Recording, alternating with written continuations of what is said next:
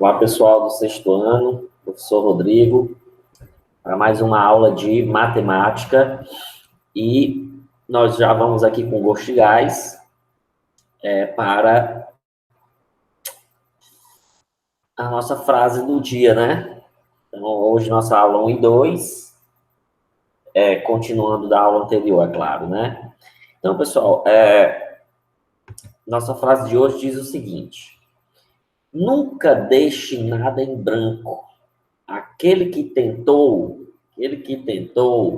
e não conseguiu é superior àquele que não tentou.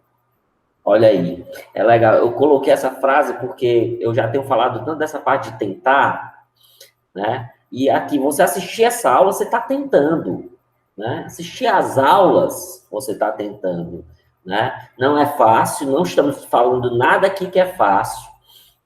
Nós estamos falando que você está tentando sim. Entendemos que você está tentando. Às vezes, pode não estar com esforço suficiente, mas só assistir a aula já é um bom começo. Já é um bom começo. Mas é massa que ele dizer o seguinte, ó. Aquele que tentou e não conseguiu, ele é superior. Ele é mais do que aquele que nem tentou. Aquele que nem tentou não tem nenhuma chance de ganhar. As chances dele de ganhar são as mínimas possíveis. Agora, se você tentar, você pode até perder, mas você começou a ter uma chance de ganhar. E é claro que quando a gente fala de tentar, vou tentar isso no caso aqui, nós estamos levando para o lado do estudo, né? É claro que o estudo é reconhecido pelas pessoas como uma coisa boa, né? É reconhecido por nós como uma coisa boa. Então é uma coisa boa de se tentar realmente. Porque tem coisas que você tem que analisar. Será que essa coisa realmente é boa para me tentar fazer essa coisa? Será que eu botar uma venda aqui de alguma coisa, será que é uma coisa boa? Aí eu analiso. Mas eu acho que pode ser uma coisa boa, pois eu vou lá e vou tentar, mesmo que não dê certo. Porque se você não tentar, mesmo que não dê certo, aí você nunca vai saber. Aí você nunca vai saber. A não ser que você já tentou uma vez, aí já viu que não deu certo, tentou de várias formas, aí não deu certo. Como quem pega uma questão de matemática e tenta de várias formas e não deu certo. Né? Mas tem gente que não quer nem tentar resolver uma questão de matemática. Só eu não sei, e usa isso como desculpa para nem tentar. Então, por isso que essa frase ela é legal. Aquele que tentou e não conseguiu, ele é superior àquele que nunca nem tentou. Né? É claro que tem muita coisa a ser considerada, mas aqui eu estou trazendo para o lado do estudo. Aqui eu estou trazendo para o lado do estudo, e não no lado pessoal, mas ele se aplica também no lado pessoal. Então, gente, vamos aqui começar. Nós estamos aqui com a correção da atividade que ficou na aula anterior, né? Ficou essas questões que foi colocado lá no grupo. E aí, agora a gente vai fazer a correção dessas atividades. Então, diz assim, ó, um elevador pode carregar no máximo 560 quilogramas. É o máximo que ele pode carregar. Na fila para entrar nesse elevador, há um grupo de pessoas que pesam juntas 6.160 quilogramas, ou seja, o elevador não é capaz de levar todas essas pessoas, porque ele só aguenta 560 quilogramas, e nós temos um grupo de pessoas que somado dá 6.160 quilogramas. Quantas viagens, no mínimo, esse elevador deverá transportar com segurança todas essas pessoas? Então, o que eu vou fazer? Eu vou dividir essas pessoas em grupos pequenos, eu vou dividir para saber quantos cabem aqui dentro desse elevador. Então, é claro, claramente a gente percebe que a conta que eu preciso fazer é dividir os 6.160 e dividir isso aqui pelos 560.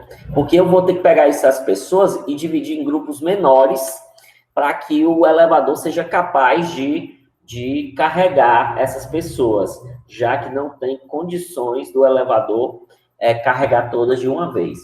Repare, gente, que aqui nós temos uma divisão de 3 números, então eu vou pegar aqui o 616.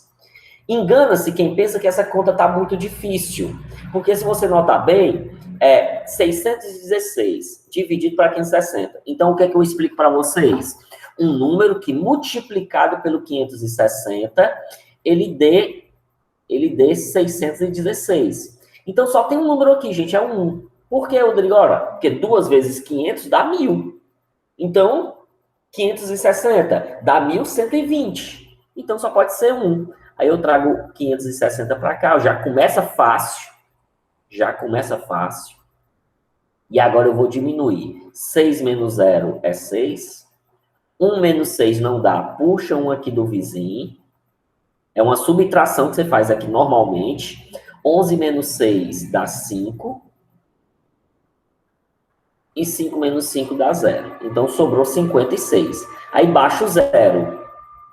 Baixa o 0, fica 560. Então, obviamente, é 1 de novo. Uma vez 560 é 560. E aí, quando você for diminuir aqui, você percebe o quê? Que não vai sobrar nada. Portanto, a minha resposta é que são 11 viagens. São 11 viagens que eu tá garranchado, viu, gente? Minha letra, porque eu estou escrevendo com o mouse, viu? Então vai ficar um pouco garranchado, mas vai ser suficiente para compreender. Então, o elevador vai conseguir levar essas pessoas, mas vai ter que dar 11 viagens para conseguir levar todas elas. 11 viagens perfeitamente. Perfeitamente, já que o resto aqui deu 0, né? Então, 11 viagens perfeitas. Com 11 viagens, ele consegue ir na carga máxima, né? 11 viagens na carga máxima. Então, vamos lá, próxima. Qualquer coisa, vocês pausa, dá o print, né? Ou pausa, copia, né? Muito bem, vamos lá. OBM, Olimpíada Brasileira de Matemática. Uma professora tem 237 balas para dar aos seus 31 alunos. Beleza. Qual é o número mínimo de balas a mais que ela precisa conseguir para que todos os alunos recebam a mesma quantidade de balas sem sobrar nenhuma? Então, vamos ver aqui o que ele quer dizer. A professora vai dividir 237 balas para os seus 31 alunos. Vamos ver o que vai dar isso aqui? 237 por 31. Vamos ver o que vai dar isso aqui? Gente, como aqui o 31 é 2 números, você teria que pegar aqui o 23, que são também 2 números. Só que o 23, ele é menor. O 23, ele é menor do que o 31. Então, eu vou ter que pegar o número completo, o 237. E agora, Rodrigo, o que é que eu faço? Você vai multiplicar por 31, até achar um... Ah, Rodrigo, eu acho que é 5. Você vai ter que fazer 31 vezes 5 e vai multiplicar. 5 vezes 1, 5. 5 vezes 3, 15. 155. Então, deu menos, né? Então, vamos testar aqui um 7. 31 vezes 7. Você está vendo que eu estou multiplicando atrás da resposta. 7 vezes 1, 7. 7 vezes 3, 21. Olha, chegou perto. Vamos testar um 8. Repare que eu estou multiplicando para poder conseguir. Eu estou fazendo tortinho. Não sei por quê. 8 vezes 1, 8. 8 vezes 3, 24. Então, o 8 passou. Então, nossa resposta aqui só pode ser o 7. Então, 7. 7 vezes 31 dá 217. Aí aqui você diminui para saber o que sobrou. Porque, veja bem, você queria que desse 237. Você testou 8, o 8 passou. Você testou 7, deu menos. Então, vai sobrar alguma coisa, porque não deu o número que você queria. 7 menos 7, 0. 3 menos 1 é 2. E 2 menos 2 é 0. Então, nós percebemos que sobrou 20. Então, agora vamos entender o seguinte. Sobrou 20. Por que sobrou 20? Vamos entender aqui por que sobrou 20. Sobrou 20 porque esses 20 não dá para dividir, ele não dá para dividir pelos 31, porque não dá nenhum para cada. Agora entenda, se a professora tivesse mais 20, se a professora tivesse mais 20, aqui é o resto, né? Então, se a professora tinha 237, mas se ela tivesse mais 11, ela conseguiria dividir para os alunos dela. Entenda? Sobrou 20, não sobrou? Por que sobrou 20? Porque 20 não dá para dividir por 31, porque não dá nenhum para cada um. Não dá nenhum para os 31, porque só tem 20. Portanto, se ela tivesse mais 11, aí ficaria aqui, no lugar de restar 20, sobraria quanto? Sobraria 31. Aí 31 daria para dividir um para cada. Entendeu aí? Por isso que a nossa resposta seria 31 menos 20, que dá 11. Entendendo que se eu tivesse aqui mais 11, que é a nossa resposta bem aqui, ó.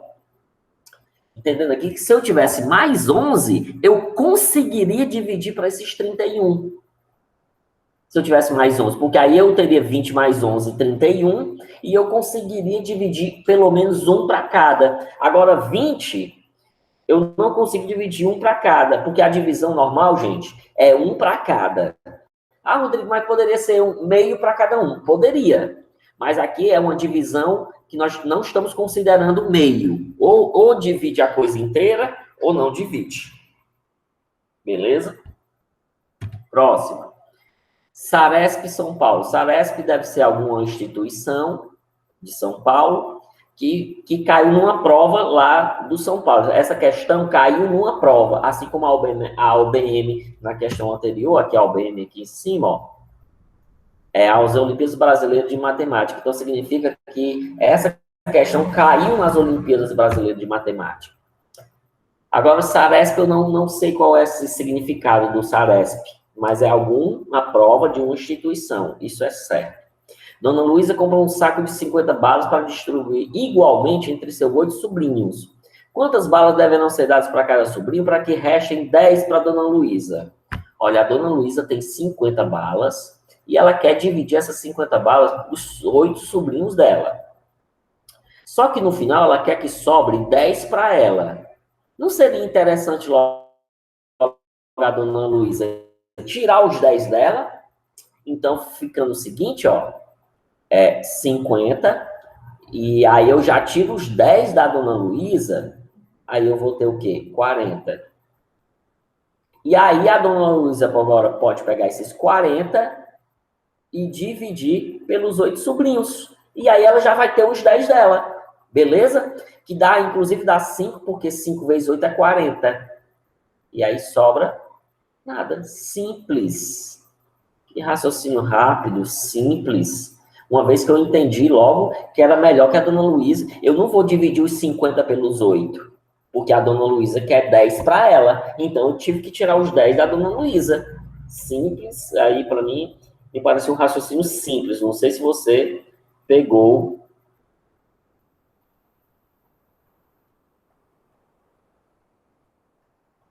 Não sei se pegou, você pegou de cara. Agora, vamos ver essa situação aqui.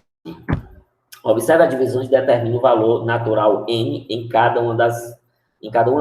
Note que cada item tem um Nzinho bem aqui, que é um valor que no momento eu não sei quem é. Esse N aqui, ele tem um nome. O nome desse N aí, nessa posição que ele está, chama-se dividendo. Ele chama-se dividendo. Então, nós entendemos lá na aula, no vídeo da aula, eu disse o seguinte para vocês, ó, se vocês querem provar que, porque assim, gente, ó, esse número aqui, esse aqui é o divisor, o nome dele é divisor, esse número que está aqui,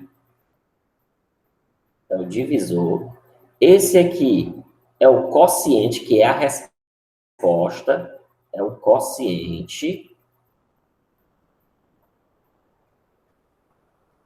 E esse 10 bem aqui, gente, é o resto. Assim é em todos os itens, tá?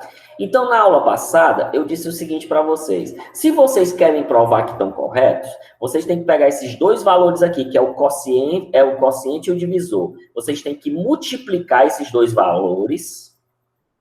Então, você tem que multiplicar o quociente vezes o divisor vezes o quociente. Depois pegar o resultado e somar com o resto. e somar com o resto. E o resultado vai dar esse númerozinho aqui em cima. O resultado vai dar esse número n aqui em cima. Então, eu vou usar a prova da multiplicação para descobrir quem é esse n.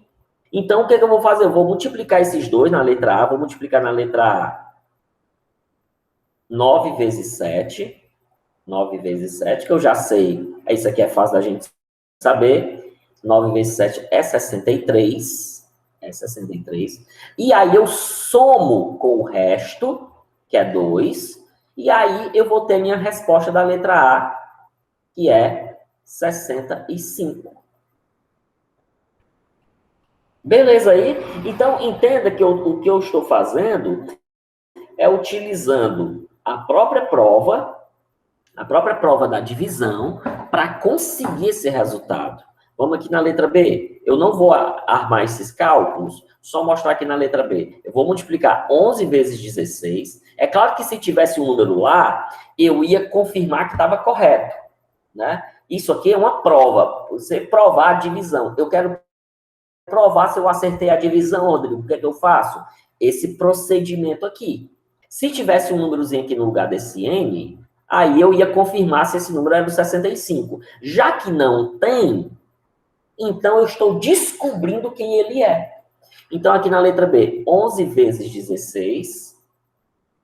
11 vezes 16, que dá 176. E eu somo com o resto, que é 5, que vai dar 181. Então, minha resposta da letra B é 181. Na letra C, que seria agora 25 vezes 64, ou 64 vezes 25. Na verdade, isso aí, no final das contas, não faz diferença nenhuma, não. Não faz diferença. Então, dá um resultado aqui de 1.600. Soma com o resto, que é 10. Sempre tem que somar com o resto. Sempre. Não pode esquecer nunca. 1.610. Então, não armei aqui as contas. Eu mostrei como é o procedimento. Na aula passada, eu mostrei esse procedimento. Eu não sei se vocês entenderam que é aqui que se encaixa. Se encaixava perfeitamente aqui, esse entendimento. Beleza? Qualquer coisa, dá o pause e eu vou passar para a próxima. Bem, na aula passada, inclusive nessa parte aqui, eu até me confundi, né? Não sei se vocês se lembram. Então, essa questão de dividir para zero, né? É sempre uma dúvida dos alunos, essa questão de dividir para zero. Então, nós vimos que se você pegar o zero e dividir o zero para qualquer número, isso existe. Isso é possível e a resposta é zero. Então, eu posso ter aqui, tipo, por exemplo, eu posso ter R$0 no meu bolso, eu estou aqui com R$0, e vou dividir para vocês. Vamos supor que vocês estão assistindo, sejam 10 alunos. Então, eu vou dividir R$0 para 10 alunos. Cada um de vocês vai ganhar R$0. Então, é possível. Então, o que que não é possível? Qualquer número que você imaginar, dividido para zero. Então, isso não é possível. Isso a gente diz que não existe. Porque se eu não tenho ninguém para dividir, como é que eu vou fazer uma divisão? Eu tenho aqui R$8 no meu bolso. Quero dividir para ninguém.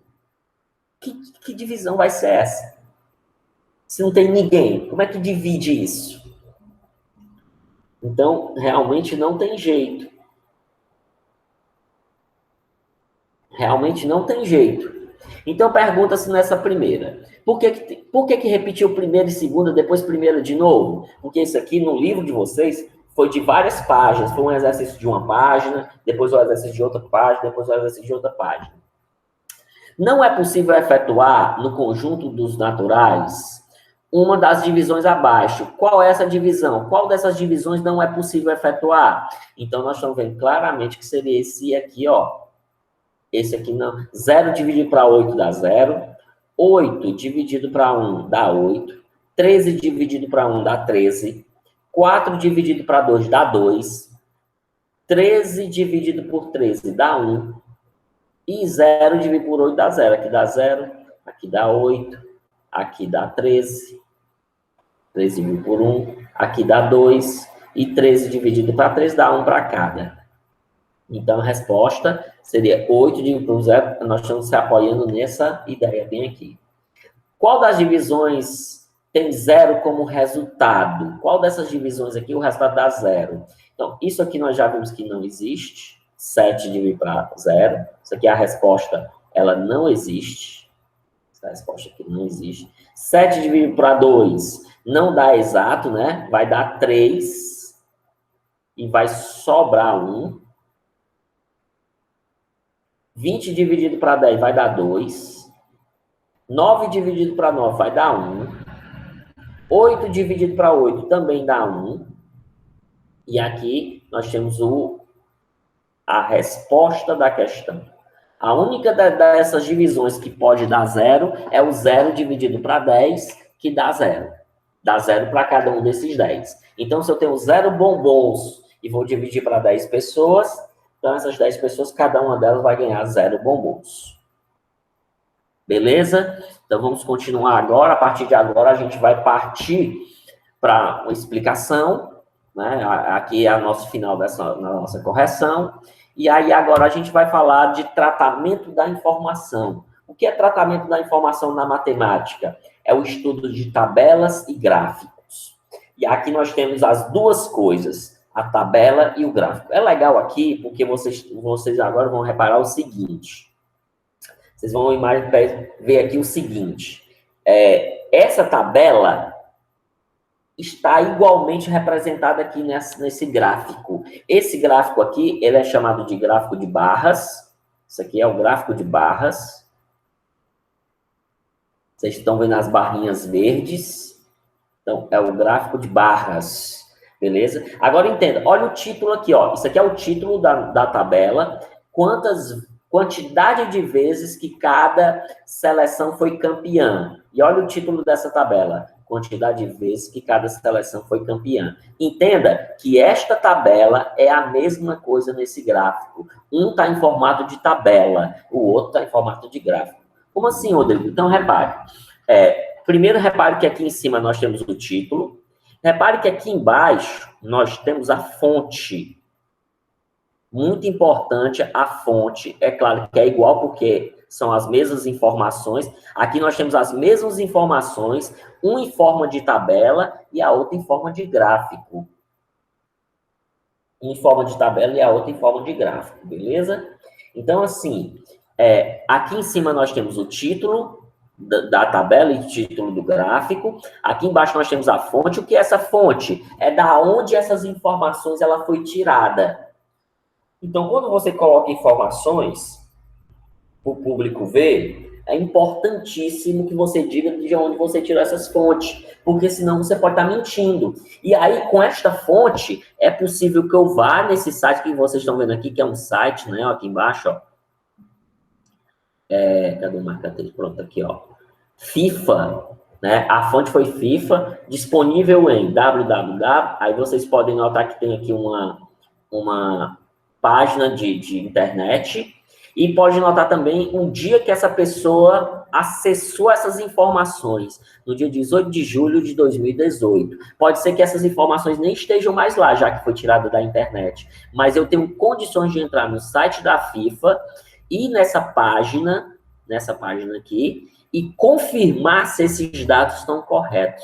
Por isso que é importante ter a fonte, né? A fonte de onde foi tirado essas informações.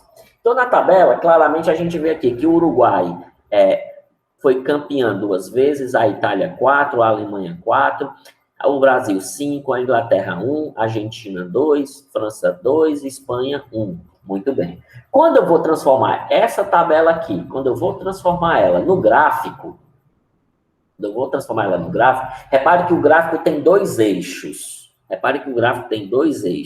O gráfico, ele tem um eixo, que é esse eixo aqui, que está em pé, que a gente diz que é o eixo vertical. Vertical é o eixo que está em pé, não é o eixo vertical. Repare que no eixo vertical, nós temos a quantidade de copas vencidas, que é esta informação bem aqui. Essa informação bem aqui. E nós temos o eixo aqui deitado, que é o eixo que a gente chama de horizontal. Então, tudo que está deitado, toda reta deitada, a gente diz que ela está na horizontal. Horizontal é deitado e vertical é em pé. E na vertical nós temos o país. E o país está representado esta coluna aqui, ó, da seleção. Então, a seleção está aqui embaixo, né, na coluna, na linha, no eixo, a gente chama de eixo. No eixo horizontal, nós temos o país, que é a seleção. E no eixo da vertical, nós temos a quantidade de copas. Nós temos aqui a quantidade de copas, que é essa quantidade aqui. Beleza? Muito bem. Então, na vertical, nós temos a quantidade de copas. Então, quantidade de copas. Quanto mais alto a barra vai, tá vendo a setinha aqui, ó? Quanto mais alto a barra vai, mais copas venceu. Então, nós percebemos claramente pelo gráfico que o Brasil foi o país que tem, ó, mais copas do mundo, porque a barra mais alta. Nós estamos vendo que quanto... Aqui, ó, olha que essa seta aqui está dizendo o seguinte, ó, essa seta aqui para cima está dizendo o seguinte, ó, começa lá embaixo, 0, 1, 2, 3, então você entende que aqui é 7, a lógica é entender que aqui é 8, ou seja, quanto mais para cima eu vou, mais copas eu ganhei, que aqui nós temos a quantidade de copas. Então, claramente a gente percebe que o Brasil, ele tem 5 copas, daqui, ó, a altura da barra está mostrando bem aqui que ele tem 5 copas, né? Tá aqui a barra do Brasil. E é o time, é a seleção que tem mais copas. É a seleção que tem mais copas. Nós podemos ver claramente que a Inglaterra e a Espanha são as duas seleções que têm menos copas, de acordo com esse gráfico. Inclusive, as duas só têm uma cópia cada uma. Então, as duas têm a mesma quantidade. Repare que Itália e Alemanha também têm a mesma quantidade, 4 copas, e fica fácil perceber isso no gráfico. Reparem também que a Uruguai, Argentina e França também têm a mesma quantidade de copas, né? São 2 copas cada uma. Beleza? Então, assim, o gráfico, nós temos aqui o famoso gráfico de barras. Todo gráfico, normalmente, é para ter um título e para ter aqui, o título aqui em cima e a fonte aqui embaixo. Todo gráfico tem 2 eixos, um eixo da horizontal e um eixo da vertical. No nosso caso, o eixo da horizontal é o país, são os países, são as seleções, e o eixo da vertical são as copas vencidas. E aí eu entendo que quanto mais alta a barra vai, mais copas essa seleção ela ganhou. Beleza? Então, gente, eu já falei... Desculpa, cansado aqui. Eu já falei da tabela, já foi aula nossa falar de tabela, e hoje está sendo falado de gráfico, beleza? Então, para a nossa próxima aula, uma atividadezinha, tá aqui atividades, beleza? Essa atividade eu vou colocar lá no grupo, tá certo? Quando você for fazer essa atividade, não há necessidade de desenhar esses gráficos, beleza? Mas você precisa dos gráficos para poder responder as questões. Você note que os gráficos, eles todos têm a mesma ideia que nós mostramos na página anterior. Ele tem o título aqui em cima e ele tem a fonte aqui embaixo. No eixo vertical, ele tem aqui, no caso aqui, é o número de bilhetes, aqui no eixo vertical. E no eixo horizontal, que é o eixo deitado, ele tem aqui o número de alunos. Então, aqui eu tenho o número de alunos e aqui eu tenho o número de bilhetes. Então, quanto mais alto a barra vai, mais bilhetes, como essa barra aqui está mostrando, mais bilhetes essa pessoa tem.